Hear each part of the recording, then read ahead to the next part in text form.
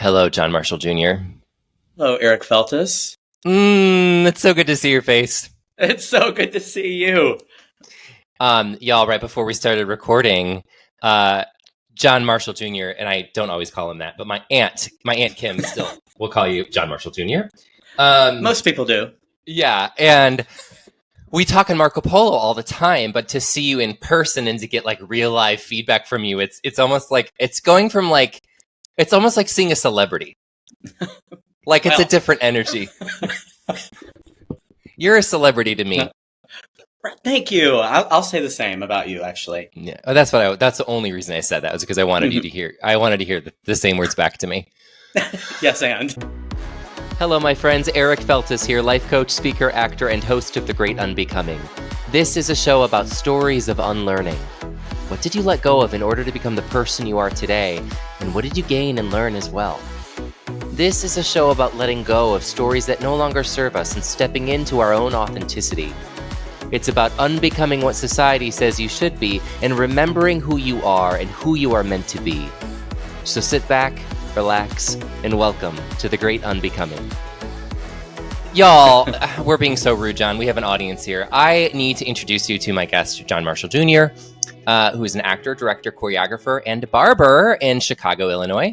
He's worked in Chicago theaters like Drury Lane Theatre, Paramount Theatre, Marriott Theatre, Chicago Shakespeare Theatre, Theatre at the Center, and Porchlight Music Theatre, among many others. This past year, he has been behind the table more, directing and choreographing while continuing to cut hair. John is thrilled to be back in conversation with Eric Feltus to flesh out some of the reasons why 2023 has been such a dense year. Oh my gosh, everyone is so glued to their seat now because they can't wait to hear why. Well, you know, I've told you this before. You more than any, like if there were like an award that like if my family were to vote like a People's Choice Award for favorite ex-boyfriend, you would win. And I have some other wonderful ex-boyfriends, but I know you do. Call me Taylor Swift. But you, my God, my dad still talks about your laugh. My sister, who literally you've never met, is so excited about your wedding. I've totally met Leanne. When did you meet her? When? So at your parents' house one time, she was in town with the girls. There wasn't a boy at the time. Yeah. At the time, my sister had 3 kids, and now she has 4. My mistake. You met her, but obviously you made a good impression because she still talks about you. And when your mother passed away, she immediately called, how is John? How is he doing? I'm like, I haven't talked to him yet. I think he's going through his, as you said, a very dense year. But everyone loves you, and I think that just shows says so much about your character and you as a human being. So I love having this conversation, being able to reflect on us and our past relationship, where we're at now, and what you've been going through this year. So it's an honor to have you, and I'm so glad that you're here. I'm so glad too. When you thought it might be a possibility, I was really tickled at the whole idea. I think it's always really nice to chat with you, but yeah, this is, like you said earlier, I'm normally Marco Polo, so it'll be fun to do it in real time. I know, and see like reactions in real time. It's funny, I use Marco Polo. For anyone that doesn't know, Marco Polo is an app that you can use you can send each other video messages, but you don't get responses right away.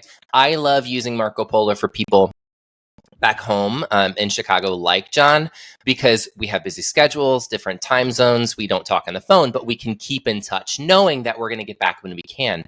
But I also use Marco Polo with my clients. And one reason I use it with my clients is because they hate it. Because when we're talking about processing and deep emotions and difficult things, we expect the person on the other end to validate us and to nod and to say that they hear and see us.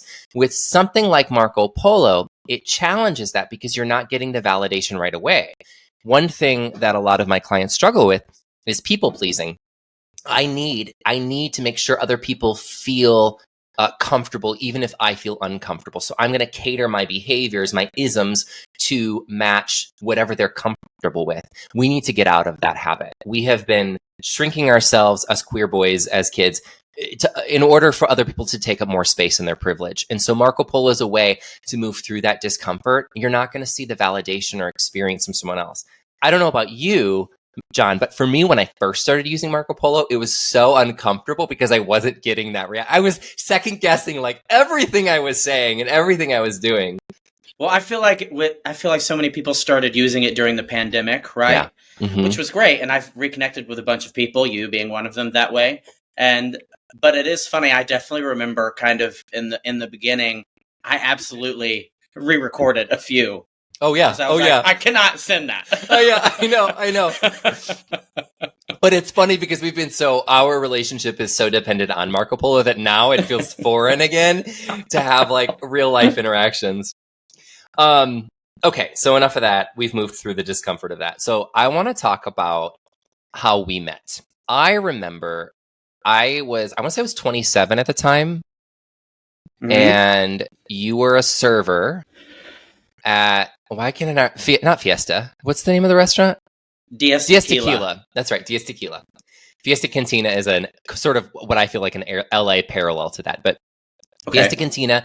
And it was my birthday party. I think I was 27. And do you remember this? Oh my God. Yes. And I had a diva themed party where everyone that came had to wear a shirt with a picture of their favorite diva on it. Because here's the thing, y'all, some gay history, some gay science, as they would say. There's a point in every gay boy's life where the spirit of a diva intertwines with your soul and never lets go. I don't use the word spirit animal. I think that's appropriation. So this is the gay version. My diva is Shakira. And everyone that came to my party had a different diva, which was fun and not planned out, right? And John Marshall was our server, and it was a great conversation starter. We asked you who your favorite diva was, also not present at the table, and it is who? Christina Aguilera. And I didn't hold it against you because I liked you. Most people do. It's okay, but I stand by it. But your friend, if I remember correctly, because I'm from Tennessee, your friend, I want to say Adam, but I'm not 110%, wore a Dolly Parton shirt for his diva. Yeah, it was Adam. We had a good group. We had, of course, Britney was there. Shakira, of course, now Christina Aguilera, Dolly Parton. I want to say Shania Twain was there. I think Yugash was Shania Twain. It was a great group, and it's a great conversation starter. Okay, so that's how we met, and then we started hanging out, and then then I guess we were in a relationship. I don't know what else to say. Well, we did. Oh, we did Peace Players. That's right. You should talk about that. I bet you've never mentioned it. I have not. But I do want to interview Cindy Gavin. Wouldn't that be a good one? It would. Yeah, I'll send it to you after it airs. So I was a part. I'll never forget, and I feel like she would not be embarrassed because she said it so point blank. But I'll just never remember meeting her first day, and she was like, "Forgive me, I have some gout." She's very honest. Just a little bit, just a taste of it. Listen, Cindy Gavin, if you're listening, we love you. We love you. Love you. Cindy Gavin knew I was gay before I knew I was gay because I started Peace Players with her when I was engaged to a woman. So she saw, my fiance at the time was my partner in crime for this Peace Players camp. And then it was John. But Peace Players was a camp on the east side of Aurora. It was a 2-week camp with a very organic process where the kids had a lot of say in what the end result performance would look like. And it was a way for us to explore what peace meant through different art modalities and performance modalities. And it's something that I had done a couple of years with my girlfriend / fiance at the time. She and I broke up. I came out of the closet. A couple years later, I moved to Chicago. John and I met, and we were just friends at the time. And I knew that I needed a partner to do this camp with. And I don't know how I knew, probably just because we were friends, I guess, but I knew that you were a very talented singer, choreographer, dancer, and I thought you'd be a really good counterpart. And we had so much fun that summer. We did. It was emotional. It was a lot of work, but God, what a great way to God, I feel like most people I date, not all, but a lot of people I date are like through apps, which is fine, but it's kind of like you don't know what you're getting really. And to be able to be friends with someone first and to see them with kids and to see them in an organizational role like this was like such a good way to start a relationship. And we had so much fun. We did, and it felt, I think special because, I don't know, you hear about people work, a showmance turning into something long-term, or you hear about people, kind of like, office room dramas and things like that. But this was kind of the best of both worlds. Like, we weren't fully like doing like it wasn't a showmance, though it was a creative environment. It was just very much like we were working together creatively. And I feel like for two creative people to get to know each other that way was kind of really, I think it's a big step forward versus being like, should we get coffee? Yeah. Should we choreograph a dance instead? Yeah. To Seasons of Love or something. I don't remember the songs we used. Listen, I know you and I both cried at some point. It was beautiful. Yeah. Oh my God, it was so much fun. So then we were how long were we in a relationship? I want to say a year. A year. Okay, good. I was like, I'm not too off. And so that was 10 years? Oh my God, that was 10 years ago. Mm-hmm. That's crazy. Yeah. It's so interesting. Yeah. I was going to say we should have said how old we were at the beginning. I was going to say. So people can't do it. People are going to do math now. Damn it. Well, I said how old I am. You are. I don't remember how many years younger than me you are, but you are younger than me. And so I was 27 at the time. When did you say? Now you can say your age. It's too late. Well, you were 22? I just turned 32. So I was 22 when we met. Yeah. Okay. I remember like on our first, I think it was maybe like our first official date. We talked about ages and you saw like the blood rush out of my face because I realized how much older I was at that time. No, right. Not a big deal. And you go, I feel like your heart just fell out of your ass. Right. And Patrick, my fiance, is 38. So. Mm-hmm. You like them older, John. That's a good year for me, apparently. Yeah. But, I feel like age gaps are so common in the gay community. And I think one reason, again, that's not that big of an age gap, but I think one reason is because we all sort of come out at different points in our life. And I think that when you begin the coming out process, it puts you on a different trajectory as far as maturity and experience. And so while I was ahead of the game in certain areas because of my age, because of my career, and we met when you were in college, you had been out for much longer than me. So in a way, it kind of balanced each other out. That's how I felt, at least then and now. For sure. And it's so funny because I've told you this before, but I credit you with being like, John, set an alarm. Like I had some like growing, you were like some years ahead of me as far as like being an adult, and you owned a house and all of this stuff. But I was like, again, in gay years older. So it was like, we kind of met each other for a nice medium year there. Yeah. But John, you know me. That's how I've always been. I've always kind of been a workhorse, even when I was like 6. So that didn't change. I live by my lists and by my alarms and my goals. I thought you were going to say by your wits. I lived by my wits. No, that's you. So, all right, maybe. So the relationship was great. Obviously, a lot of good. And then I also remember in our relationship, it brought out so much of my insecurity. We don't have to touch too much on this, but I think you and I have talked about this before. I look back at that time and I was like, my God, I really let insecurity and unnecessary jealousy run. Like I look at that chapter in my life as like, oh, thank God I've grown. And thank God John and I can laugh and talk about it now. But I say that because audience, if you think like, whatever, like if a relationship ends, give it 10 years. Like you never know. Maybe you'll be friends again. Well, and there's something to be said for that too. I do think, I mean, we definitely didn't talk. We reconnected via Marco Polo in the pandemic, but before that it had been at least 5 years since and again, it was amicable, but we weren't keeping up with each other, but for a long time until we reconnected via Marco Polo. Shout out Marco Polo. Get a sponsor. Marco Polo. Thank God. Yeah. Thank God. That's so funny you said get a sponsor Marco Polo, because I'm pretty sure this is going to go up before you. There's a 2-part episode where I talked to my good friend Megan Reardon, who lost her friend to suicide. And we're talking about shortly before her friend passed away, we did a birthday trip for Megan to Margaritaville in Palm Springs. And I'm like, Megan, Margaritaville is like the straightest place in Palm Springs that exists. And she talked about she talked about Margaritaville so much and said that they should be your sponsor. I'm like, no, I can't go hetero with my sponsors. Marco Polo is a little gayer. It is a little gayer. Yeah. Okay. So yes. And I think sometimes time apart after a breakup, right, wrong, or indifferent can be a really healthy thing. And we've connected. And I think we've both, over the last 3 years on Marco Polo, gotten really close.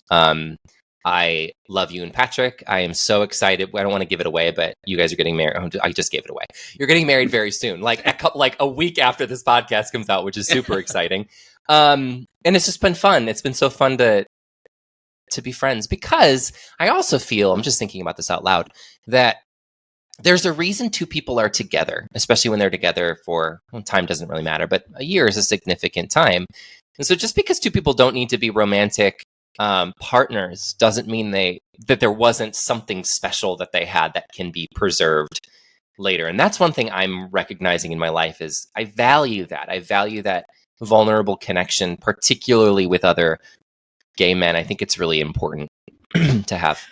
Well, and I think too, like for particularly gay men, I feel like the lines are so much more blurred, which I think is, I know, confusing off the bat, but at the same time, I think overall really great, where it's, you can have a sexual relationship with somebody and an intimate relationship with somebody, and then I feel like the door is more open to redefine what that looks like. Whereas, I don't know if everyone feels the same freedom to do that, God, you're...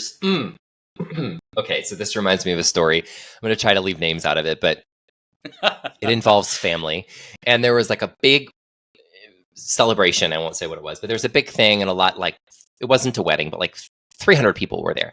And my dad was telling me a story of a relative who ran into someone at the party that they had slept with after a wedding 15 years ago, and that it was so awkward because they both have families now. And here and they saw each other, and they slept together once 15 years ago. And here I'm like, what's the weird? Where's the weird part? When does it get weird?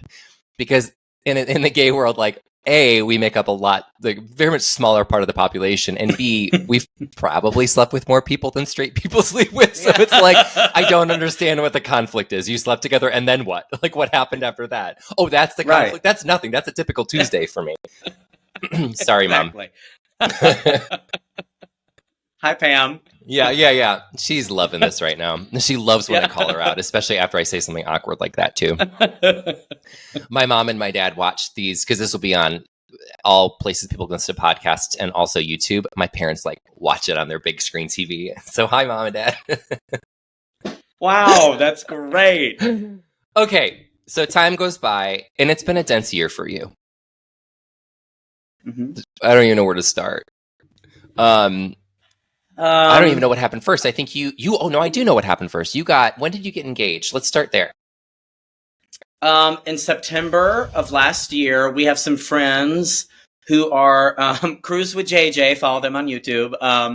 But they're our good friends, Jordan and Jared, who are kind of full-time cruise vloggers, but they started out, in the arts in Chicago, and that's how we met before they kind of went on this whole travel journey. So they took us on a cruise to Alaska, and I was like, well, we're in Alaska. It's the most beautiful place I've ever been. I grew up on a mountain. I love the mountains, all that. And I was like, all right, well, now's the time. So I kept a ring in the pocket of my raincoat for 6 months because I knew I'd be wearing it that day. And then that's bold. Well, don't lose that. Don't lose it. And Patrick, for some reason, he's against raincoats, so I knew he'd never touch it. Hilarious. So it was the perfect hiding spot. Anyway, we got engaged in September, and then and you've been together for 8 years, 9 years. Yeah, almost 8 years. Yeah. Also an actor? Also an actor, director, very same. Podcaster? It's so funny because we're podcaster. We're very different, but we do a lot of the same things, which is interesting. But anyway, got engaged, and then did family Christmas, and all things like that. And then we started planning the wedding. My mom came up in March for her birthday and Patrick's birthday, which were the same week, March 22nd and 27th, right? Yeah. And they came up, and we picked out wedding flowers. We had like a really beautiful weekend. And then she went home on Monday and didn't wake up Tuesday morning. And so I that remember. was kind of, so that was kind of the start of a lot of different things for the year. Yeah. Yeah. And I remember getting Marco Polos from you saying that your mom was there and you were having such a good time and you were planning the wedding. And I remember seeing the photos. I remember a specific photo I remember is your mom and Patrick hugging from that weekend. And then he was in a show at the time, so she came to see that, and they had their birthdays together. It was really, really nice. Yeah. And special. And then I don't know how to put words to this, but it's like, that death is inevitable for everyone, but it also something doesn't feel like it's inevitable for the people in your life. At least that's how I feel. And so when I saw that, I thought, no, she was just here. She was just in Chicago. That can't be. Can you talk? I'd love. I know Sorry, how special Eric, your mom is. I want to give you space to talk about her. Tell us about your mom. But I kind of missed a little bit of what you just said. Say it again. You lost me. I did. He's frozen. Uh-oh. Are you with me? I'm with you. Are you there now? Can you hear me? Yeah. You know what's funny? Now? I don't know if this is going to happen when we listen, but the thing about Riverside where I record these is it takes all of your video and audio and it puts it on your computer and mine on my computer, and then it transfers over to me. So very possible when we listen to the playback, we will hear both of us just like talking over but not hearing each other. But we're here now. We're back. Hey. Maybe that was your mom being like, hello, I'm here. Just ask me. Maybe. But anyway, sorry, say the last, three sentences you said. Your mom is such a special woman, and I want the audience to know more about her. Tell us about your mom. My mom, she was the best. I feel very much an extension of her and my dad, too. I kind of got all of their very Southern extroverted qualities. And she was just really wonderful. She's one of the most caring people I ever knew. And I've been thinking about it a lot lately because she is someone who I think really found a lot of purpose when she had children. She met my dad in college and then quit college to get married and have kids and do the thing. You know what I mean? Yeah. But I think found a lot of purpose as a mother. And that really was kind of where her strength lied for so many years. And it's weird to think about it now because I think, I don't know, she died at 57. And it's weird. I feel like things happen at 60 and everyone's like, okay, I'm in the last third of my life. Right. And I think my dad had just retired and I think they were kind of warming up for this next chapter because I think this middle chapter for her post not raising kids anymore was a little tough, and I think she felt a little lost. And my dad was so funny. He was like, "Do you think she was happy?" And I was like, "I think she was happy." But I think the reason he's asking that is because we both know that she hadn't really found her purpose again. You know what I mean? Yeah. Yeah. And it's funny. I think about kind of a lot of what your mission statement is and kind of I don't know, figuring things out for yourself and finding vitality in life and living really fully. You know what I mean? I think is a lot of what people are trying to do in their own lives. And that's why they want to talk to people like you. And I just, it's scary and sad to think that like she just missed it and she didn't get to like do that. You know what I mean? Yeah. And And that's also, not to say.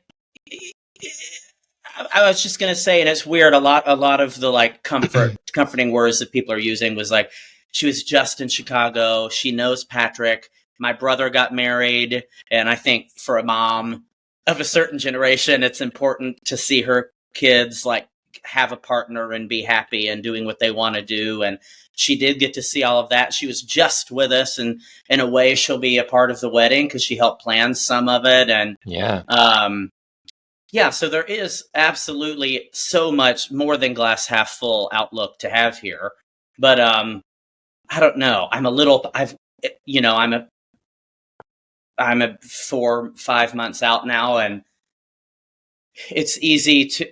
I'm a little past that, where I'm like, where I'm kind of thinking about big picture a little more, and my dad certainly is, and it's just it's interesting how people deal with that. Where like some of my family has responded like, I'm working out all the time. I don't want to have a sudden heart attack.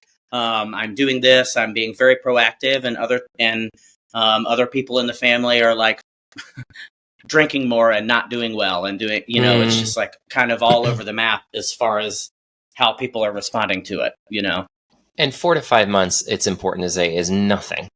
It's time. Nothing. So to have you on as a guest when we're discussing grief during this series is, I think, valid and important. But you and I could also have another podcast in a year, 2 years, 5 years, 10 years. And I think that there are different seasons of grief that we all will discover. So it's important to know, listeners, that it's 4 months. It's been 4 months. John, can I talk to you about what the experience has been like for you in regards to other people's reactions?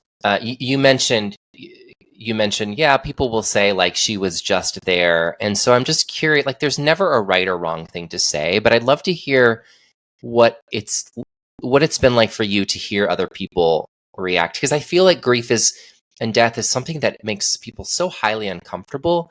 And oftentimes I feel we try to avoid the discomfort or don't know what to say. So I'm just curious from your end, what's it been like with people holding space for you or not holding space for you? The thing that stands out to me the most is whether or not you knew her.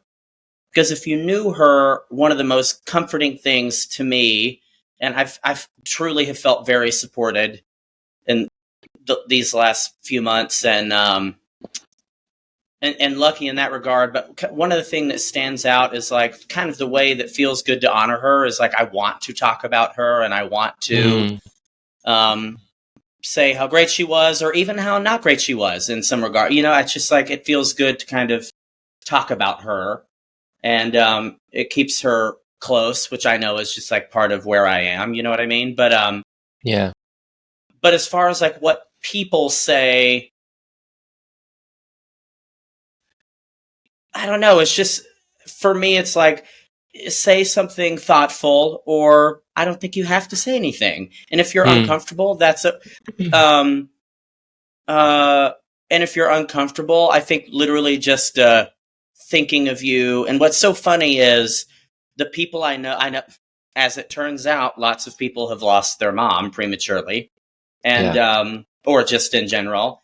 And a lot of those people have reached out, and that language is very relaxed, which is interesting, where it's like just thinking of you, sending you positive vibes.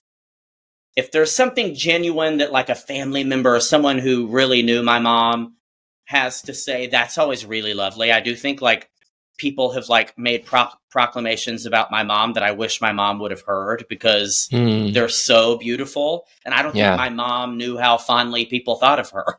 You know what I mean?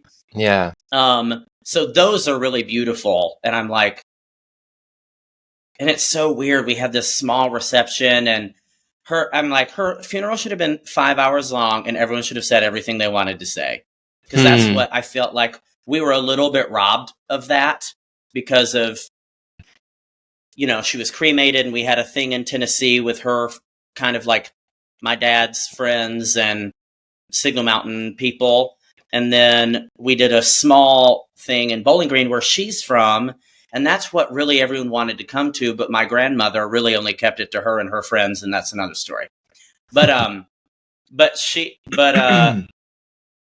that was just a choice made because Grand Mary didn't want to have to see all of these people and comfort them on the worst day of her life.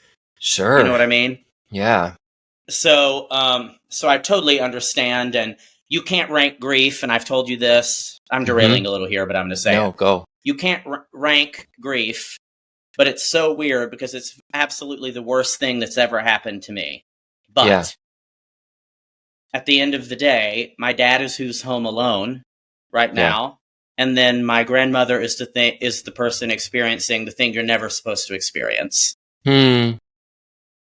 So I try to have a lot of grace with them, but it's also like kind of hard to fathom. And it's weird to think that, and I'm not putting words in my grandmother's mouth. She has said this to my uncle who's related to me. So I guess it's second, third hand, but I think when you outlive your daughter and you're in medium health and you are at the end of life, I think there's a big mental thing that happens where it's like, what am I doing here? If I'm like outliving my children and that's not on Grand Mary. I want Grand Mary to live to be 110, and I think she might. But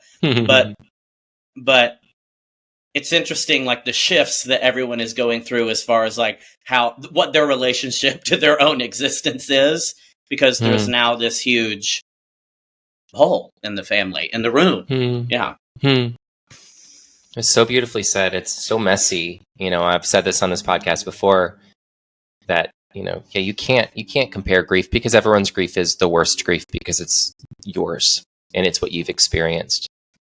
I don't know if you have an answer for this, John. How in that tension between everyone's different processes, how do you hold space for all of it and also take care of yourself? That is a great question. Should be. Or are we still working through it? Maybe, yeah. I think the answer is definitely still working through it, but I don't know. It's easy for me.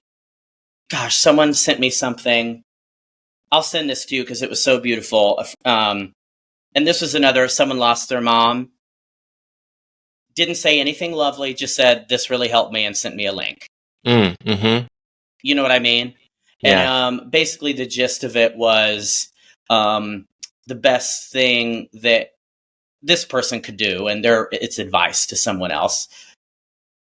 Hold on, I keep wanting to say it's Brene Brown, but it's not. But the best thing you can do is, and it just resonated with me, was like all of the love that you have generating in you for your lost person is like the most therapeutic thing you can do is to give it to everyone else. And I just thought that was really nice. And and I've caught myself, and this is the Southern lady in me coming out too sometimes, but I've caught myself like someone's cat dies, someone has COVID. It's like, I'm like there with a casserole and like doing all the stuff that like kind of my mom would do. And but what that is, and it's funny because I think externally it makes me look very nice, but really it's total therapy for me because it's like me putting this love I have for my mom towards other people, which also I think is a lovely way to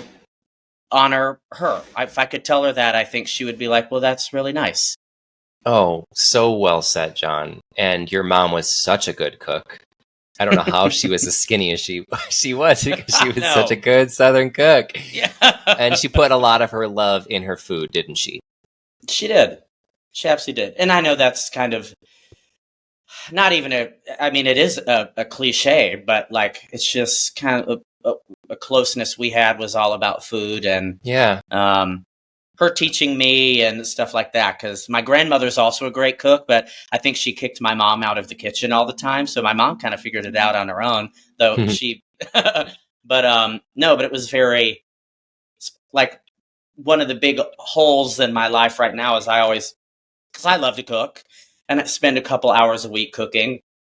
normally like on a Sunday meal prepping for the week, right? But I would call my mom in that time and just have like a nice long few hour talk while I was cooking, and it was very low stress, and it was a catch up, but it was also like a hangout. She called it a long distance happy hour, but you know what I mean. Yeah. I love that. The way you described that process of grief, it reminds me of Stephen Colbert on Anderson Cooper's podcast, and I can't remember if it was Stephen Colbert or Anderson Cooper, but one of them, both have experienced great loss, and one of them says that grief is when love doesn't know where to go. Yes. Loved that. Yes. And that is exactly it's the same idea of what I said too, where it's, and like when it's love that doesn't know where to go, a thing that can make you feel active is to like, if you do something nice or something like that, just like if you kind of help yourself be like, this is you putting that love somewhere. You know what I mean? It's also because it's gonna keep generating, but it's therapeutic to like let it burst out in different ways. Yeah, and none of us really know what happens after we leave this world. However, I do believe, if nothing else, that heaven is here on earth, and heaven is a place that we can create here. And by telling stories and by sharing recipes and by passing on love through food is what a beautiful tribute and what a beautiful way to create heaven for your mom here on earth. And I'm sure it's appreciated by the people that receive that as well. Thank you for saying that. It's so interesting. Nothing makes you like question any kind of faith you might have than like really worried about where someone went. You know what I mean? Yeah. You know what I mean? So that's really lovely. I loved hearing that. But it is funny. There's like a great fear that comes out of people who, and especially in my family, like this is the first sudden loss in my family. Like both of my grandfathers are gone, but they were old and lived full lives, and it's a different experience. You know what I mean? Yeah. You release that in a different way. Whereas like when something is taken away from you, you're like, is that it? Like some people are like, is it just lights out? Is that all it is? You know what I mean? And that's such a bleak frame of mind.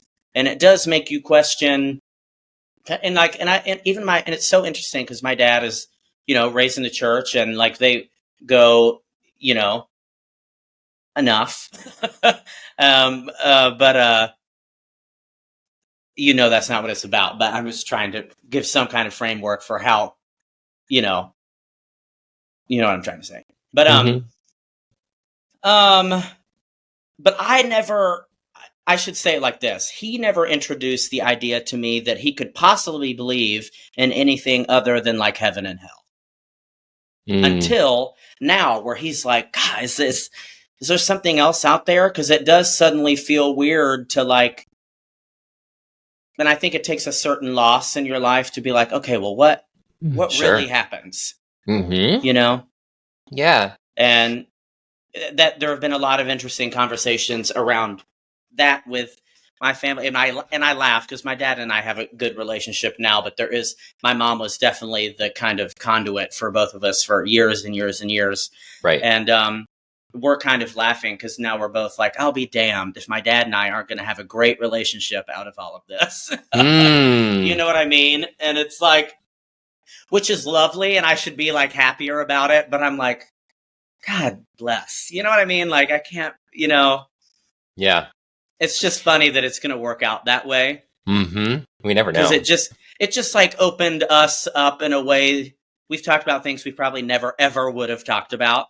So it's interesting. And I sound annoyed with it, which is so ungrateful. I'm very grateful to have growth with my father. But at the same time, I'm like, ugh. Why can't mom be here to enjoy this with us? Yeah, exactly. We should have figured this out earlier and caused her all of us less stress. But as far as family structure is concerned, I think my mom had a lot of purpose in like being that person. A lot of like displaced stuff with my family right now is everyone called my mom. Yeah. No one called each other. Everyone called my mom, and mom Right. caught everybody up on everybody. Yeah. So now we're all like, I guess we're calling each other now. And also, like, what a great tribute to your mom on top of passing food to people is Yeah. the bond that you have with your dad. She's probably rolling her eyes like you couldn't have done this earlier, but Right. But what a beautiful tribute. Right. You mentioned religion and your father going to church, and the difference between going to church and believing in this binary thinking of heaven versus hell versus what he's experiencing now. And it reminds me of this quote I've heard before, which is that religion is for people afraid of hell, and spirituality is for people who have been to hell and are living to talk about it in order to create a heaven here on earth. And I think that we can experience that through the coming out process. This is why I think so many queer people are so boundlessly spiritual, because they have been to hell and they are experiencing now heaven on earth. But I think that which is grief. But I think that the loss of a loved one, like a spouse that you've been with, for how long were they together? 33 years.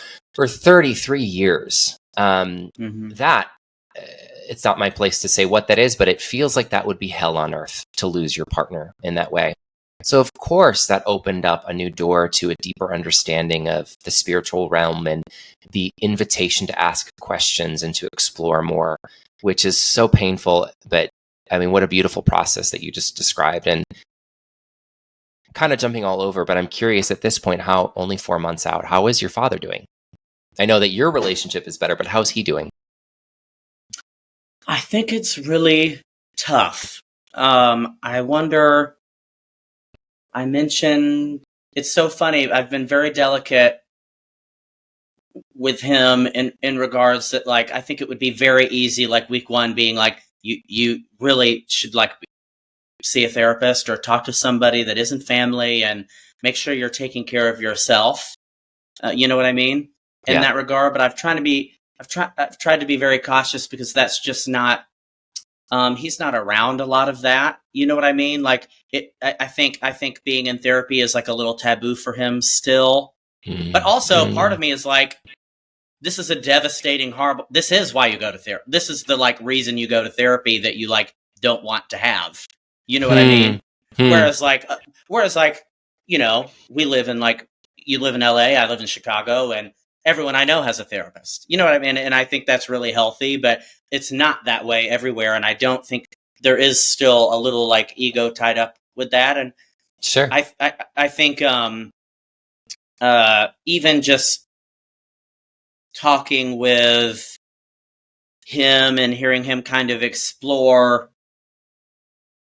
he's digging deeper than I think he's ever dug right now, just personally, which I think is really great. And I think after a little more of that work and that time, he might be able to like share it with someone who isn't me. I think there's like a little bit of, again, I'm like kind of speaking for him a little right now, but if I had to guess, I think that that's something that could and hopefully will happen.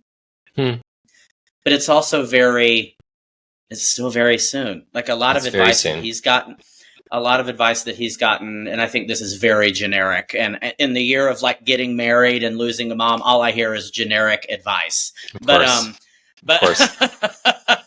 And I mean, never go to bed. Never go to bed when you're angry. When I tell you all of that, yeah, I can't. Because on the wedding website, people can like we did include any words of advice for the couple. Yeah. Oh my God, someone will hear this. What? I want to hear some of the most laughable.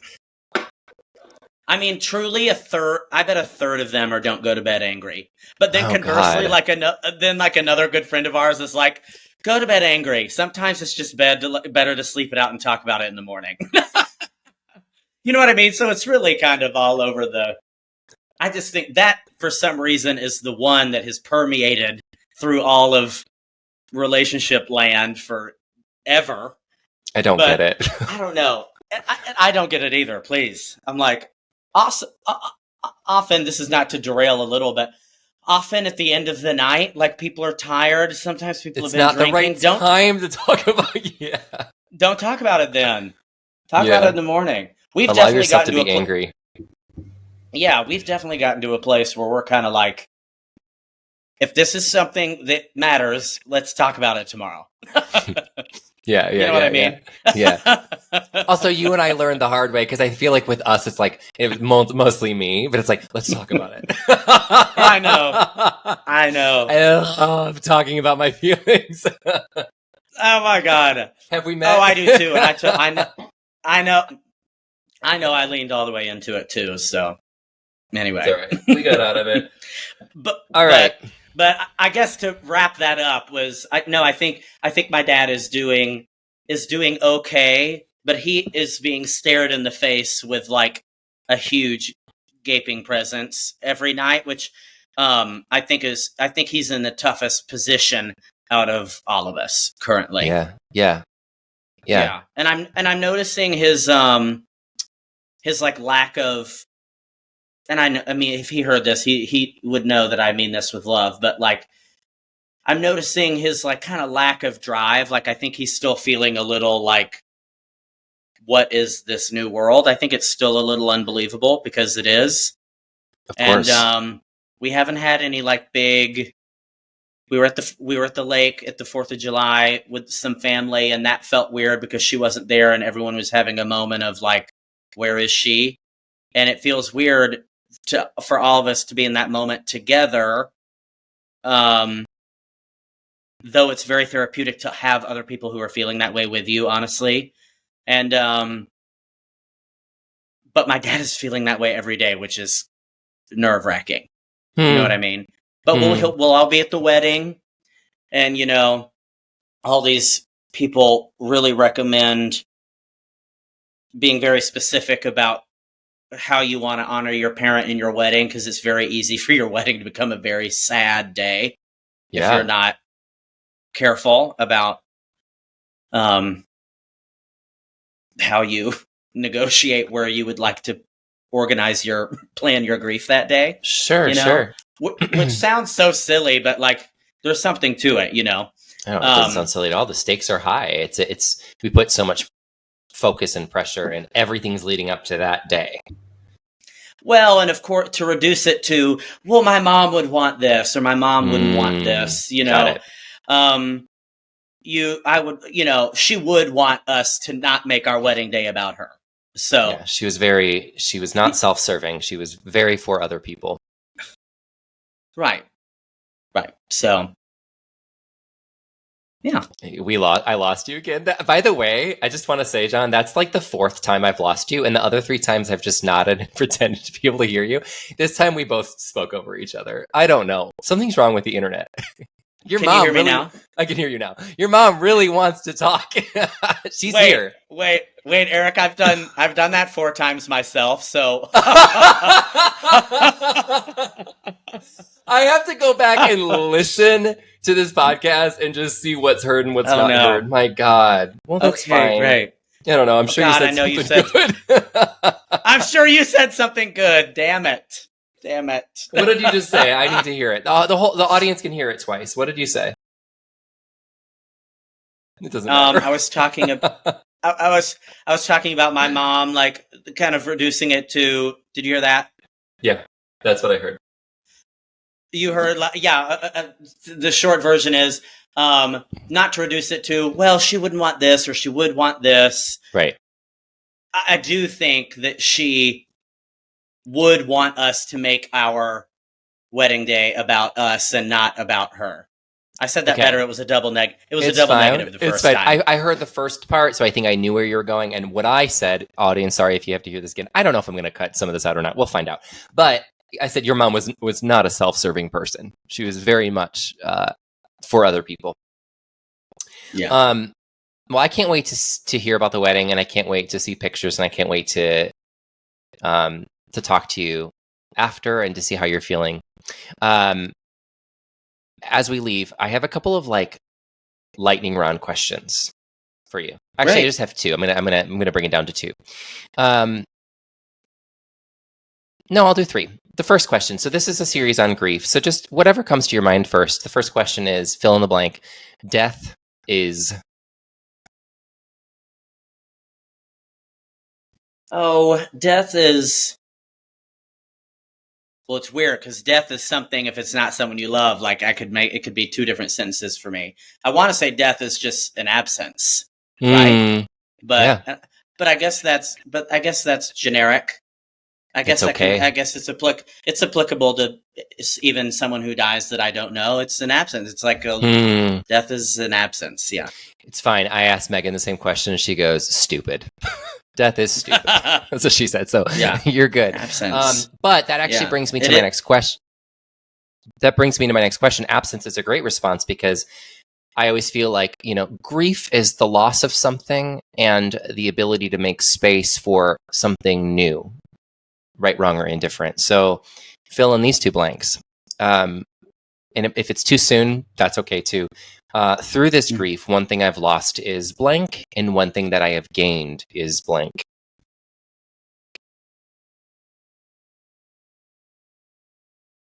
I mean, because of where I am right now, kind of something that I feel like I've lost is kind of some like carefreeness. Just because of like I don't know. I've always been it always kind of works out person. Yeah. And then conversely, like someone who's an organizer will be like, well, it works out because someone else makes it work out, but that's okay. That's another story. Yeah. But I think it always works out. And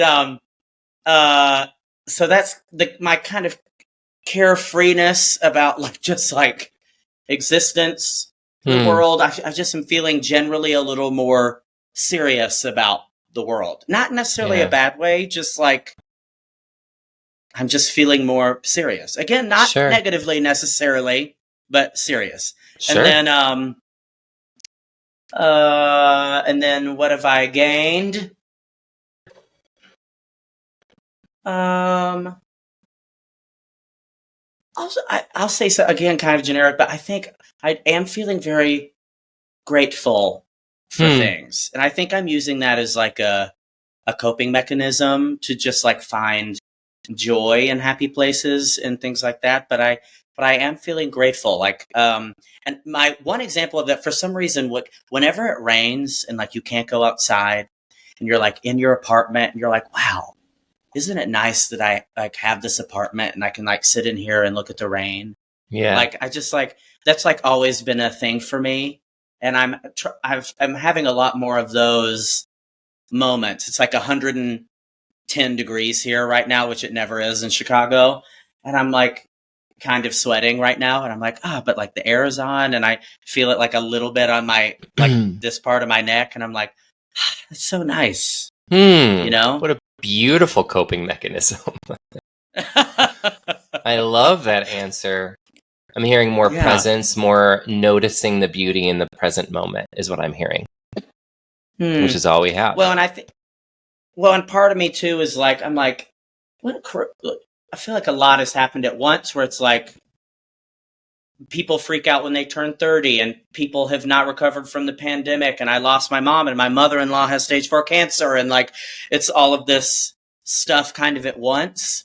Yeah. So I think when the whole world around you starts to feel really unbelievable in like kind of a bleak way, I think the way I even do this when I work, like as an actor or in any theater capacity, where it's like when I'm getting overwhelmed, I like to really slow down.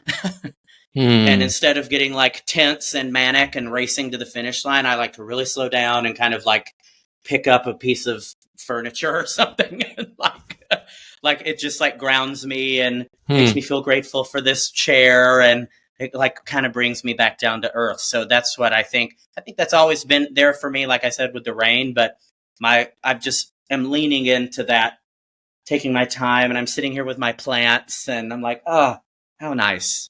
John, you sound so good. You sound very grounded right now.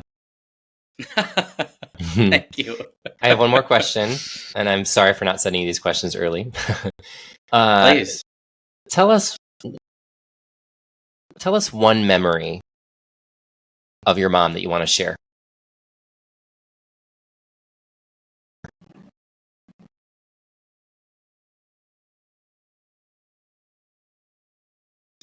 Well, I'll just tell like kind of the most recent one because it like is so many things. Her last trip to Chicago, Hmm. she was here because she knew she was going to see Patrick's show. Mm-hmm. My brother and sister-in-law who live here in town, they had like my brother was like recently graduated from Northwestern, and so we had that to celebrate, and both of their birthdays, and seeing the show, and picking out wedding flowers. It was just like very full weekend for all of us, but I think her particularly. You know what I mean? Yeah. And she comes up for a show, and we like do the dinner and hang out and do the thing. You go to the art institute and do the things you do. But this trip was different. She stayed with us, and we're like in a newer, bigger place, and it was like really great being able to host my mom, and Yeah. she had done that once before, so that felt very different. And being able to do all of those things, and then like Saturday night, she was with two of my best friends who she knows well. They've come to the lake in Tennessee, and she's been up here, and we all hang out, and it's wonderful. And it was Lucas, my brother, and his wife Mm-hmm. Abby, and my two friends, and Patrick and I, and my mom, and we were all out and just had like a big night in Chicago. And we were at this kind of like dive bar after a dinner, and in Andersonville, and we were all like dancing together, and like Shania Twain came on. I can't believe she's coming up twice in this episode. Yay, Shania! And we love Shania. She should be our We love- sponsor. listen, I'll go to Vegas right now. Okay. But but yeah, it's just like it's funny that weekend was kind of a culmination of so many good things for her. She was with her son, both her sons and their partners, and staying with them, and kind of doing wedding stuff and supporting both partners and the sons. And it's just like kind of an overwhelming thought. It's just like we're very lucky that weekend got to happen, because before that, if she hadn't been there that weekend, I wouldn't have seen her since Thanksgiving. And that would have been crazy. Yeah. You know? But also Yeah. a weird thing, not to get too like ghosty, but Go there. in that trip, she was sleeping in our second bedroom, pull out couch, glam, and we were getting up early to go to the Burbs to see the show Patrick was in. And I opened the door, and she was laying there kind of like, she always slept kind of like a mummy, which is a little creepy. So she's like kind of laying there like this, and kind of spooky. So I was like, Mom. And she wakes up, and she was like, what? Is it Tuesday? And she died on Tuesday. Isn't that so weird? And Isn't that's that our weird? show, everyone. Thanks so much for joining. I'm just kidding. Yeah. Well, and Whoa. and that has like stayed with me a long time. So I'm glad we got to have that moment, because so spooky. But what I really think it was she was about to redo her kitchen, and the contractor was scheduled for Tuesday.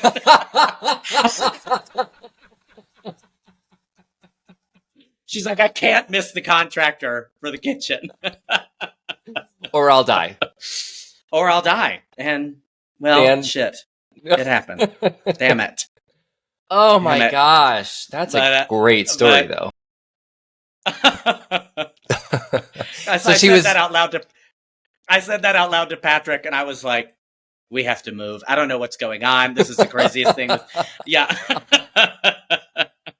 But then my dad reminded me, because he had to she died that morning, Tuesday, right? And he had to in the wake of all that, call this contractor and be like, hey, sorry, I don't think I'm going to redo my kitchen. My wife died this morning. Oh my gosh. Yeah. And cancel that appointment on that day. So anyway, those are all the stories that I love hearing, because those are that's the reality of death, is I need to cancel my appointment because my partner of 30 plus years died. It's something that you've never experienced. It's like slice of life meets tragedy. I don't know how else to describe it. But I feel, tell me if I'm wrong, I feel like it happens all the time. And those are the things that we don't experience until we're experiencing them. No. And even like a new bouts of grief to bring it back to my dad come up because he's like, oh, I haven't booked a plane ticket in 35 years. Because my mom always did that. Yeah.